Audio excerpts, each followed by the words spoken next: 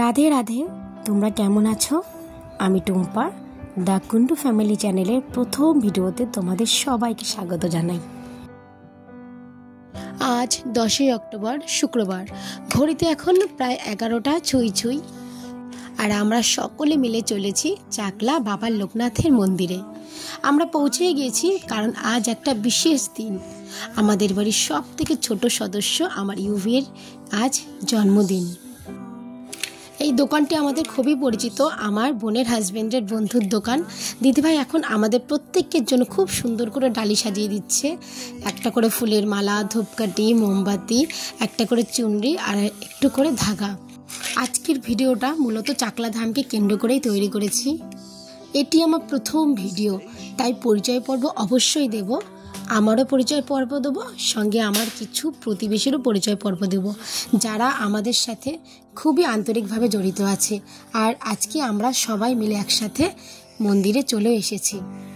এই সুন্দর সাদা শাড়িতে রয়েছে আমার মা ডালিগুলো সব এক জায়গায় করছে, এইবার বাইরে বেরিয়ে সবার হাতে দেওয়া হবে। আর এই পিঙ্ক কালারের শাড়িতে রয়েছে আমার বোন, আর আমার বোনের হাত ধরে রয়েছে আমার ছোট্ট ইউভি, যার আজকে জন্মদিন। তবে বোনের বর আজকে আসতে পারেনি, একটা বিশেষ কাজে আটকে গেছে। এই চাকলা ধামের সঙ্গে আমাদের অনেক স্মৃতি জড়িয়ে আছে। আসলে আমাদের বাড়ির থেকে খুব কাছের এই মন্দিরটি। আর আজ আমি পরেছি একটা টুকটুকে গোলাপি রঙের শাড়ি। আমাদের খুব কাছের একজন প্রতিবেশী সন্তু হাতে ফোন নিয়ে আছে। আজকে প্রায়শই ওকে ধরে বেঁধে আনা হয়েছে, কারণ ও খুব কাজ পাগল একজন মানুষ। কাজ ছাড়াও 2 মিনিট চলে না। আর এই যে একসঙ্গে আসছে আমার বাবা আর আমার মা। পরিচয় তো আগেই দিয়ে ফেলেছি, আমার একমাত্র বোন, আর সঙ্গে হলুদ পাঞ্জাবিতে আমার বড় ছেলে। এইবার শুরু হলো দুন্ডুমার কাণ্ড। আমার ভাই, তার উপরে বেগুনি পাঞ্জাবিতে আমার বোনের ছেলে, লাল পাঞ্জাবিতে আমার ইউভি, আর ওদিকে হলুদ পাঞ্জাবিতে আমার প্রিন্স। 3 জনে মিলেই এখন শুরু করেছে মামার সাথে মারামারি। আর ওই যে বসে আছে সাদা পাঞ্জাবিতে আমার হাজব্যান্ড, আর হাজব্যান্ডের সঙ্গে যে বসে আছেন আমাদের খুব একজন প্রিয় কাকু, আমাদের দাস কাকু। যেহেতু জন্মদিনের পুজো, তাই আমাদের জন্মদিনের জন্য আলাদা থালি করতে হয়েছে, তো সেটি চলে এসছে। কিন্তু এদিকে ইউভির ভীষণ বায়না, আজ একা খাবে। স্বভাবত বাচ্চারা যেমনটি থাকে, সবসময় মায়ের হাতেই খায়। আজ হয়তো ওর একটু ইচ্ছে হলো নিজের হাতে খাবার, কারণ আজকেও 3 বছরের জন্মদিন বলে কথা। কিছুতেই ধরে বেঁধে রাখা যাচ্ছে না, বাধ্য হয়ে ওর পাপা একটু বকাবকি করতে কিছুক্ষণের জন্য বসে থাকলো। এখানে সমস্ত বাচ্চা পাটি বসে রয়েছে, একটা আনন্দ হই হুল্লোড় পরিবেশ তৈরি হয়ে গেছে। কি যে ভালো লাগছে তার ভাষায় প্রকাশ করা যাবে না। আমার একমাত্র ভাই আর তার 3টে ভাগনাকে নিয়ে বসে আছে। আজকে পুজোর প্রসাদ থালিতে ছিল ফ্রাইড রাইস, আলুর দম, একটু ভাজাভুজি আর একটু মিষ্টান্ন। একটুখানি খেতেই আবার ইউপির জেদ শুরু হলো। এখন এতটা খোলা জায়গা পেয়ে ওর ইচ্ছা হচ্ছে খুব দৌড়াদৌড়ি করতে, আর সঙ্গে তো পুরো বাচ্চা পাটি রয়েছেই। পুজোর প্রসাদের থালিটি পাবার জন্য আমরা এখানে আয়াংশের নামে একটি বিশেষ পুজো দিয়েছি। তারপরে থালিটি দিকে ওরা প্রসাদ দিয়ে যায়। এবার আসি একটু চাকলা ধাম নিয়ে, যেটিকে কেন্দ্র করে আজকে আমি এতগুলো কথা বললাম।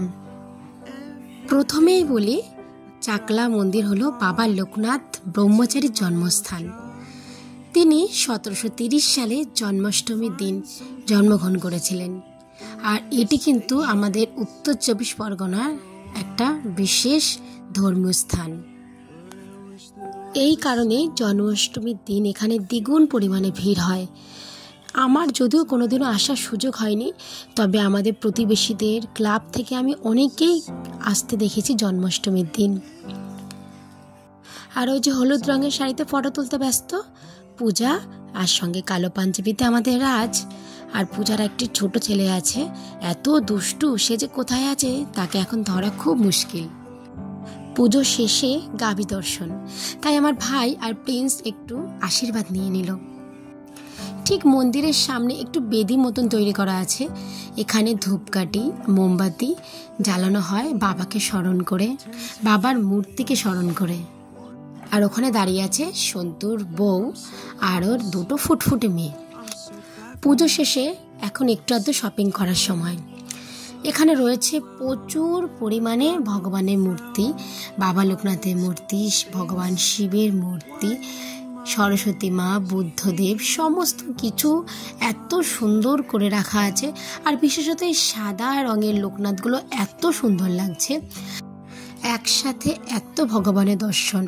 ভগবান একজনই, কিন্তু রূপ যে তার অনন্য। প্রত্যেকটি রূপের দর্শনে আমরা মোহিত হয়ে গেলাম। দোকানটিতে ভারী পরিষ্কার পরিচ্ছন্ন আর সুন্দর করে একদম পরিপাটিভাবে সব কিছু সাজানো গোছানো রয়েছে। এবার আমি ক্যামেরাটা একটু বাচ্চাদের দিকে ঘোরাই। দেখো কি কাণ্ড চলছে এখানে। সব কিছুই ওদের দরকার, কোনো মতে সামলানো যাচ্ছে না। ডুগডুগি রয়েছে, বিভিন্ন ধরনের খেলনা, পাম্পিং বল, এক একটা বাচ্চার প্রত্যেকটা জিনিস ওদের দরকার। ভীষণভাবে ব্যস্ত তাদেরকে আটকানোর জন্য তাদের বাবা মায়েরা। এখানে আমার ভাই রয়েছে, তার জামাইবাবুকে প্রসাদ খাওয়াতে ব্যস্ত। একটু দুঃখ হচ্ছিল, কারণ ছোট জামাইবাবুকে সে আজকে পায়নি।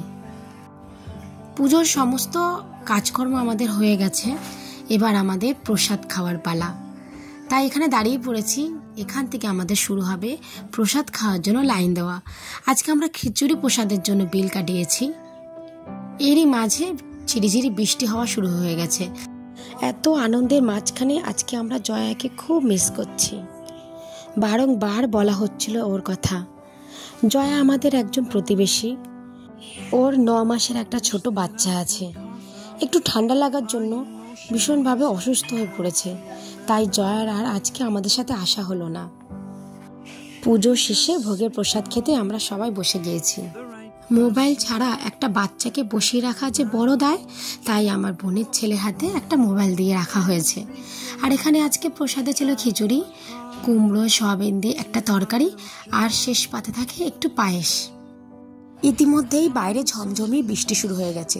ভীষণ দুশ্চিন্তায় পড়লাম। বৃষ্টির বেগ আরও বাড়তে পারে, আকাশে ঘন কালো মেঘ। তাই আর একটু অপেক্ষা না করে আমরা টোটোয় চড়ে বসলাম। ছোট ছোট বাচ্চা যাদের কাছে ছিল, আমরা সবাই আবার যে যার মতন বসে পড়লাম। আর যারা বাইকে স্কুটিতে এসেছিল তারা কিন্তু প্রত্যেকেই ভিজে ভিজে বাড়ি যাচ্ছিল। এটা একটা অন্যরকম অভিজ্ঞতা। আসবার সময় কিছু খেলনাপাতি কেনা হয়েছিল, সেই নিয়ে টোটোতে চলছে এখন চরম ঝগড়া। একটু সাউন্ডটা অন করি, তাহলে তোমরাও বুঝতে পারবে কাকে রেখে কাকে সামলাই। কিন্তু আমরা মায়েরা এই ব্যাপারটাকে দারুণ এনজয় করছি। প্রায় বাইরে পৌঁছে গেছি।